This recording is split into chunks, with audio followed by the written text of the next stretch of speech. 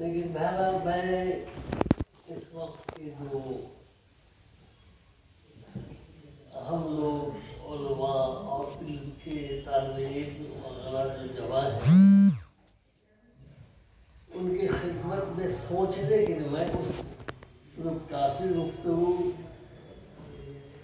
अब्दुल साहब के हयात और खिदमत के बारे में बात हो चुकी है, उसमें कोई जिसका इजाफा नहीं कर रहा।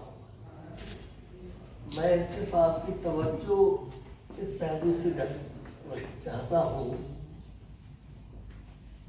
कि मुझे ऐसा महसूस होता है जितनी भी कम इल्मी है वो अपनी जगह पे तो तफसीर वगैरह देखने का भी मौका मिला है, उस वक्त यहाँ से भी हम लोगों ने अभी जो मौजूदा लोग हैं सिर्फ उसकी बात नहीं कर रहा हूँ, तकरीबन 200 साल से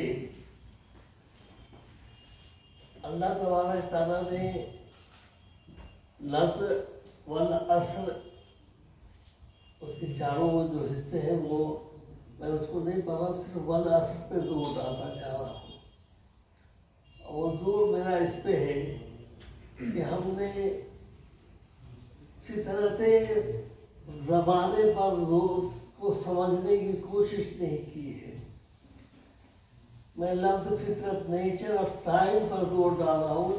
नेचर ऑफ टाइम की फितरत है कि वो इश्यूज को पैदा करता है, उसके मिजाज में चेंज उसका मिजाज है, उस चेंज में की फितरत से बेशुमार मसाइल पैदा होते हैं और उस मसाइल को समझने, उसको सही तौर पे तज्ज़िया कर दें, उसके मुताबिक हल तलाश कर दें। जो कुरान ने इक़रा कहा उसकी भी फितरत को बहुत अच्छी तरह से नहीं समझा है। जब तक कि हम ज़माने के नेचर को नहीं समझेंगे तो ज़ाहिर है कि इक़रा का उनकी जो फितरत है मसाइल का हल पेश करना, चाहे कितने भी ऐसे भी मसाइल हो, वो इल्म और तहक़ीक़ का एक गहरा ताल्लुक़ है। इस पहलू पे हमने बहुत काम नहीं किया, नतीजे से 200 साल में हम पीछे की तरफ चले गए और जहाँ लीडरशिप अल्लाह तबारक तआला ने इन दो चीज़ों की तरफ के ज़रिए हमें दिया था, वो चीज़ हमारे हाथ से निकल गई। और अल्लाह ताला ने यतफ़क्करून यतदब्बरून का हिस्सा पेश किया। ये हिस्से को चूँकि हमने इक़रा की फितरत को नहीं समझा तो ज़ाहिर है कि तफक्कुर, फिक्र और जो तदब्बुर का जो पहलू है वो भी ज़माने के लिहाज से नहीं पेश कर सके। ज़रूरत इस बात की है कि हमें बहुत गहराई से इस चीज़ को समझना चाहिए। उसी में ये बात भी कहता है चलो कि अल्लाह तबारक तआला ने बहुत ही साफ ऐलान किया था, लक़द कर्रमना बनी आदम। वो अल्लाह चाहता तो ये कहता कि बनी मोहम्मद या बनी ईसा, बनी फला, बनी का बनी आदम। तो हमने इसको अपना मिशन का पार्ट नहीं बनाया। हमारा मिशन ये हुआ कि मुसलमानों के को सरबुलंदी कैसे दिया जाए।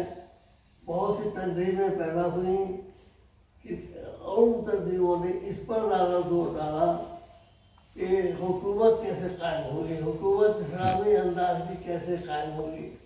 ये पहलू से ज़्यादा अहम था कि इंसानों की इज्जत और एहतराम का और उसके वक़ार को कैसे बहाल किया जाए। ये हिस्सा हमारी तरफ से बहुत कम हो सका। इंस्टीट्यूट ऑफ ऑब्जेक्टिव स्टडीज जो आज मैंने अभी पढ़ी है वो सारे बनी आदम के जो मौज़ूआत सब है ज़रा पढ़ लीजिए। تقریباً 50 کتابچے ہم اس موضوع سے تیار ہو چکا ہے تقریباً. اب وہ 17 نومبر میں ترجمہ ہوگا، پرنٹ ہوگا انشاءاللہ. تو اس بات کی ضرورت ہے کہ ہم کیسے اس چیز کو عام انسانوں تک لے جائیں. عام انسانوں کو اللہ تبارک تعالیٰ جب عزت و اکرام کے ساتھ بنی آدم کو پیدا کیا ہے تو ہم اس کو نہیں صحیح طور پہ پیش نہیں کیا. آج سب سے بڑا یونائٹڈ نیشن میں ڈگنیٹی آف ہیومنٹی پہ بحث ہو رہی ہے، اور یہ ڈگنیٹی آف ہیومنٹی پہ کرسچن نے بہت سی چیزیں پیش کی ہیں. ہم مسلمانوں کی طرف سے کبھی کہیں کچھ باتیں آئی ہیں لیکن بہت باضابطہ انداز سے نہیں آئی ہے. ذرا اس کو پڑھ دیجیے.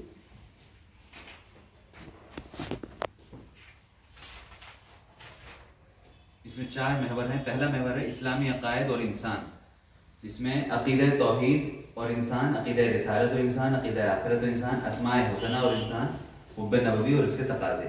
دوسرا محور ہے صرف قرآن اور انسان، کرامت بنی آدم کا تصور کا قرآنی تصور، قرآن کا تصور علم، قرآن کا تصور عظمت انسان، قرآن اور عالمی اخوت، قرآن کا مطلوب انسان، قرآن کا مطلوب معاشرہ، قرآن اور انسان، خدا اور انسان قرآن کی روشنی میں، مثالی حکمراں قرآن کی روشنی میں، معروف و منکر کی قرآنی اصطلاحات، حسنہ فی الدنیا اور حسنہ فی الآخرہ کا تصور، قرآن اور عدل اجتماعی، قرآن اور فرد کا تزکیہ، قرآن اور معاشرے کا تزکیہ، انسان کی قسمیں قرآن کی نظر میں. تیسرا محور ہے حقوق انسانی اور اسلام.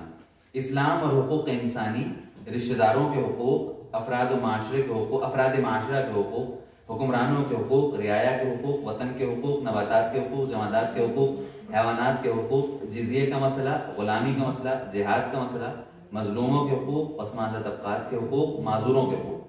چوتھا محور ہے معاصر اسلام اور معاصر مسائل اور اسلام، عدل و انصاف اور اسلام، حرمت جان اور اسلام، مساوات اور اسلام، ذات برادری اور اسلام، جرم و سزا اور اسلام، بین الاقوامی مسائل اور اسلام، ماحولیات اور اسلام، معاشیات اور اسلام، اسلامی بینکنگ، انتہا پسندی اور اسلام، قوم پرستی اور اسلام، گلوبلائزیشن اور اسلام، ٹیکنالوجی اور اسلام، قدرتی ذخائر اور اسلام، جمہوریت اور اسلام، بادشاہت اور اسلام. 50 موضوعات. تو بھائی یہ بات کہہ رہا تھا کہ اللہ تبارک تعالیٰ نے بہت کلیئر لفظوں پہ یہ بات کہی، وَلَقَدْ كَرَّمْنَا بَنِي آدَمَ. ہم نے اس کے مختلف پہلوؤں سے حکومتوں کے قائم کرنے کی باتیں کی، اس کی بہت جد و جہد کی، اس میں بے شمار جانیں بھی گئیں، بے شمار کوششیں بھی کی گئی. لیکن انسانیت کو کیسے فروغ دیا جا سکے، اس کا اکرام کیسے بحال کیا جا سکے، انسانیت کو کیسے اللہ کا دعوت میں بھی جو مسلمان کے گھر میں پیدا ہو گئے ہیں انہی لوگوں کو زیادہ دعوت دی ہے. کچھ لوگ کوشش کر رہے ہیں عام انسان کو، لیکن عظمت انسانیت کے جتنے پہلو ہو سکتے ہیں ہمیں چاہیے تھا کہ ان کے لیے تحریر اور تقریر کے ذریعے لوگوں کو سمجھانے کی کوشش کریں. یہ ایک بہت بڑا چیلنجنگ آسپیکٹ ہے. میں زیادہ گفتگو نہیں کر سکتا کیونکہ میرے گلے میں خراش تکلیف شروع ہو جاتی ہے. یہ بھی ایک دشواری پیدا ہو گئی ہے. بہرحال میں یہ چاہتا ہوں کہ اگر جو نوجوان آپ لوگ ہیں اپنے ذہنوں کو ان آیات کی طرف جو انسانیت کے نقطۂ نگاہ سے اہم ہے اس کو سامنے رکھیں. ایک کنبہ ہے، اس کنبے میں مختلف لوگ ہوتے ہیں جو کوشش اس بات کی جائے کہ اس کے احترام و عظمت کو بحال کرنے کے لیے ہم قدم بڑھائیں. اور جو چیز اہم مجھے لگتی ہے کہ جس کی وجہ سے ہم لوگ یہاں پروگرام میں بیٹھے ہوئے ہیں شاہ عبدالعزیز جو تمام اس دور کے علم کے ذخائر ان کے پاس تھے، علم کو حاصل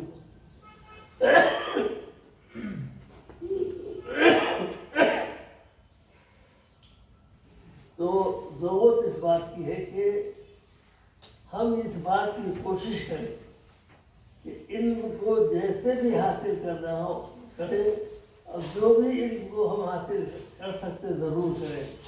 یہ بالکل غلط تصور ہے، دین اور دنیا کا علم میں ہم نے فرق کیا ہے جو نہیں ہونا چاہیے۔ دونوں علم ضروری ہے، دونوں ایک دوسرے کے چولی دامن ہیں، اسے جتنا حاصل کریں۔ اور ہمارے جو یہاں ایک دفعہ پروگرام کیا تھا وہ ترکی اس پر کیا نام تھا ڈاکٹر ناصر تو فواز فردین میں ان کے جو جرمن استاد تھے، آپ لوگوں سے خاص طور سے طالب علموں سے خاص طور سے میں کہہ رہا ہوں، تو ان سے سوال کیا کہ آپ کتنے گھنٹے پڑھتے ہیں؟ تو انہوں نے کہا کہ 15 گھنٹے پڑھتے ہیں۔ تو انہوں نے کہا تو 15 گھنٹہ پڑھنے کے نتیجے میں تم دنیا کے بڑے اسکالر نہیں ہو سکتے ہو۔ اگر تمہیں دنیا میں کوئی علمی نام پیدا کرنا ہے تو انہوں نے پوچھا تو پھر کیا کرنا کہ 18 گھنٹے۔ تو انہوں نے لکھا ہے کہ پوری زندگی جب سے ان کی گفتگو ہوئی وہ 18 گھنٹے مطالعہ کرتے تھے۔ میں نے خاص طور سے یہ پیش کیا ہے کہ یہاں ہمیں کچھ طالب علم طلباء اور طالبات نظر آ رہے ہیں جو اساتذہ ان کے لیے بھی ضروری ہے، آنے والوں کے لیے بھی ضروری ہے کہ اگر ہم کچھ کرنا چاہتے ہیں تو ہمارا مزاج بننا چاہیے کہ ہمارے 17.5 گھنٹہ تک آدھا گھنٹہ ان سے کم کر دیتا ہوں کہ 17.5 گھنٹے کی ٹائمنگ ہم لوگ رکھیں، مطالعات اس انداز سے کریں۔ علم ہی سب سوالوں کا جواب ہے۔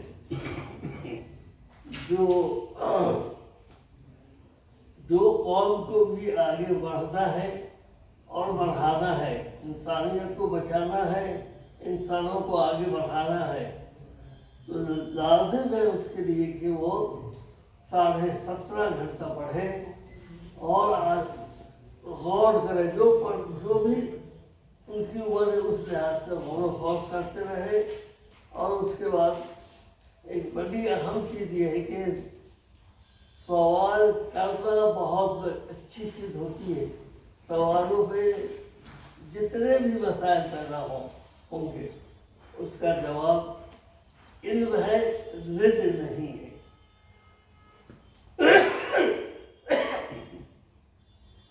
تو ہم لوگ یہ جہاں ضد آتا ہے وہاں علم کی کیفیت کمزور ہے، جس کے نتیجے میں وہ ضد کرنے لگتے۔ ضد کو ہٹائے، علم کو بڑھائے، انشاءاللہ تعالیٰ پوری دنیا کے انسانوں کے لیے ہم نمونہ بن سکتے ہیں۔